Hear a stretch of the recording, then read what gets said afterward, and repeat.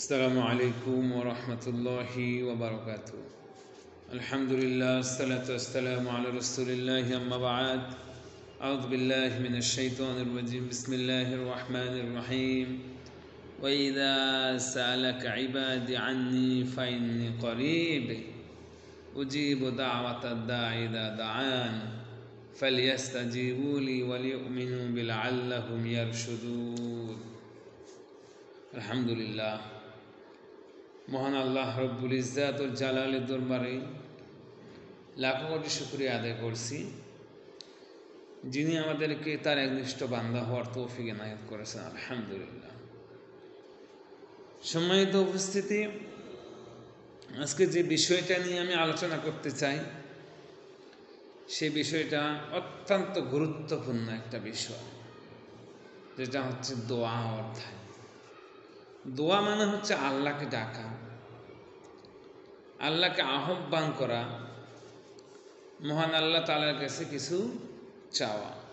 আল্লাহ তাআলা বলেন, তোমরা আমাকে ডাকো, তোমরা আমার কাছে দোয়া করো, আমি তোমাদের ডাকে সাড়া দেব। সুবহানাল্লাহ। সূরা মুমিন আয়াত নম্বর 60। অন্য হাদিসে রাসূলুল্লাহ সাল্লাল্লাহু আলাইহি ওয়াসাল্লাম বলেছেন, দোয়া ছাড়া অন্য কিছুই তাকদীর পরিবর্তন করতে পারে না, আর নেকি ছাড়া অন্য কিছুই বয়স বাড়াতে পারে না।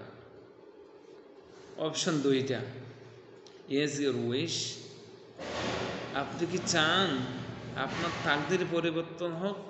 তাহলে সবসময় দোয়া করতে হবে, আল্লাহর কাছে চাইতে হবে, প্রার্থনা করতে হবে, মোনাজাত করতে হবে। সবাই মিলে তা নয়, একা একা, নীরবে, নিশ্চিন্তে, গোপনে।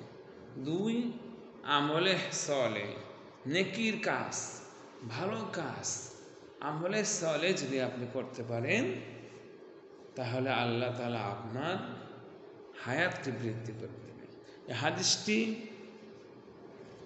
মিশকাতুল মাসাবির 2233 নম্বর, তিরমিজির 2139 নম্বর হাদিস।